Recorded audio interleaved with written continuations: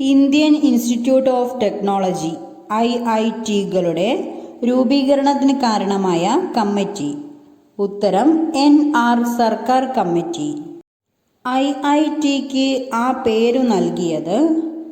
ഉത്തരം മൗലാന അബുൽ കലാം ആസാദ്. ഇന്ത്യയിലെ ആദ്യ IIT. ഉത്തരം IIT ഖരഗ്പൂർ. കേരളത്തിലെ ആദ്യ IIT. ഉത്തരം IIT പാലക്കാട്. സ്വന്തമായി റേഡിയോ നിലയമുള്ള IIT. ഉത്തരം IIT കാൺപൂർ.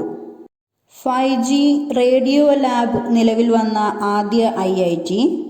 ഉത്തരം IIT ഡൽഹി.